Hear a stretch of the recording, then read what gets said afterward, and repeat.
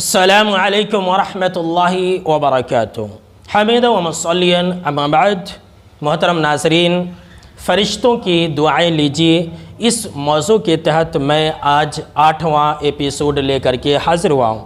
اور اگر آپ نے اس سے پہلے کے تمام دروس کو نہیں سنا ہے تو ڈسکرپشن کے اندر لنک موجود ہے، آپ ضرور سن لیں اور عمل کرنے کی کوشش کریں۔ تو چلیے آج کے درس کی شروعات کرتے ہیں۔ آج میں آپ کو یہ بتانے والا ہوں کہ نماز کے دوران آپ 2 کام کیجئے اور فرشتوں کی دعائیں لیجئے، نورانی مخلوق کی دعائیں لیجئے۔ پہلا کام یہ ہے کہ جہاں تک ہو سکے آپ یہ کوشش کریں کہ آپ پہلی صف میں باجماعت نماز ادا کریں۔ آج کل ہم اور آپ کیا کرتے ہیں، جان بوجھ کر کے نماز کے لیے لیٹ جاتے ہیں، اور ہم اور آپ یہ سوچتے رہتے ہیں کہ ابھی تو اقامت ہوئی ہے، ابھی امام صاحب سورہ فاتحہ پڑھیں گے اور پھر لمبی قرات کریں گے، ہم آخر میں جائیں گے اور مل لیں گے۔ یاد رکھ لیجئے، اگر آپ نماز میں لیٹ سے آتے ہیں اور پہلی صف میں آپ جگہ نہیں بنا پاتے ہیں تو آپ فرشتوں کی دعاؤں سے محروم رہیں گے، یاد رکھ لیجئے۔ آئیے میں آپ کو ابو داؤد کی بالکل ہی صحیح روایت سنا رہا ہوں۔ براء بن عازب رضی اللہ تعالی عنہ راوی حدیث سے کہتے ہیں کہ آپ صلی اللہ تعالی علیہ وسلم نے فرمایا ہے کہ ان اللہ وملائکتہ یصلون علی الصفوف الاول، یعنی بے شک اللہ رحمت نازل کرتا ہے اور بے شک کے فرشتے دعائیں کرتے ہیں، یصلون علی الصفوف الاول، پہلی صف میں نماز پڑھنے والوں کے لیے۔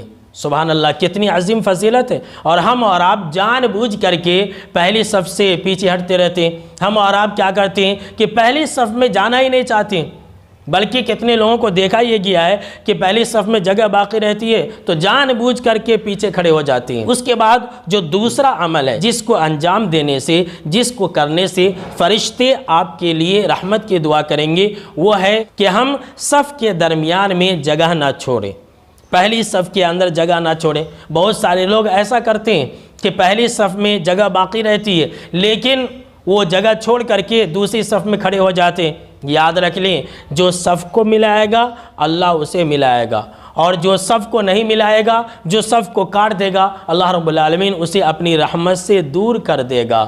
اور صف کے درمیان میں جگہ نہ چھوڑیں۔ اگر صف کے درمیان میں جگہ چھوڑیں گے تو شیطان آ کر کے وہاں بیٹھ جاتا ہے۔ اتنا ہی نہیں، آپ صلی اللہ علیہ وسلم نے یہ بھی بیان فرمایا ہے کہ لوگوں، تم صفوں کے درمیان میں خالی جگہ نہ چھوڑو، ورنہ اللہ رب العالمین تمہارے دلوں کے اندر، تمہارے دلوں کے درمیان میں اختلاف پیدا کر دے گا۔ آج لوگوں نے آپ صلی اللہ علیہ وسلم کی سنت کو چھوڑ دیا ہے اور آپ صلی اللہ علیہ وسلم کی سنت کو پامال کر دیا ہے۔ تو آئیے میں آپ کو یہ عمل بتلا دیتا ہوں کہ اگر آپ نماز کے دوران مل کے ٹھہریں گے، کندھے سے کندھا، ٹخنے سے ٹخنا، قدم سے قدم لگا کر کے کھڑے ہوں گے تو فرشتے آپ کے لیے دعائیں کریں گے۔ ابن ماجہ کی حدیث نمبر 995 ہے اور یہ بالکل ہی صحیح روایت ہے۔ سیدہ عائشہ رضی اللہ تعالی عنہ راوی حدیث ہے، کہتی ہے کہ آپ صلی اللہ تعالی علیہ وسلم نے فرمایا ان اللہ وملائکتہ یصلون علی الذین یصلون الصفوف،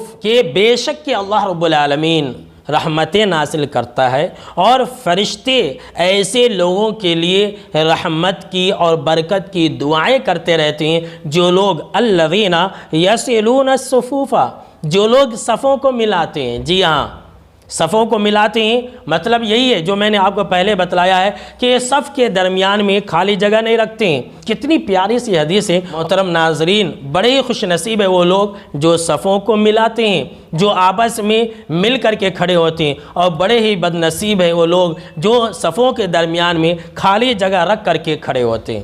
آگے آپ صلی اللہ تعالیٰ علیہ وسلم نے فرمایا کہ جو شخص صفوں کے درمیان میں خالی جگہ کو بھر دے گا تو اللہ رب العالمین اس کا ایک درجہ بلند کر دے گا۔ سبحان اللہ، کتنی بڑی بات ہے کہ جو انسان صفوں کے درمیان میں خالی جگہ کو ملا دے گا تو اللہ اس کا ایک درجہ بلند کر دے گا۔ جو صف کو ملائے گا اللہ رب العالمین اسے اپنی رحمت سے ملائے گا، اور جو صف کو توڑ دے گا، جو صف کو نہیں ملائے گا، اللہ رب العالمین اسے اپنی رحمت سے دور کر دے گا۔ تو محترم ناظرین، ان دونوں باتوں پر عمل کرنے کی کوشش کریں۔ پہلی صف میں نماز پڑھا کریں اور صفوں کو ملا کر کے نماز پڑھا کریں۔ تو آج کے اس ویڈیو کے اندر بس اتنا ہی، ملتے ہیں اگلے ویڈیو کے اندر اسی موضوع کے تحت۔ تب تک کے لیے السلام علیکم ورحمۃ اللہ وبرکاتہ۔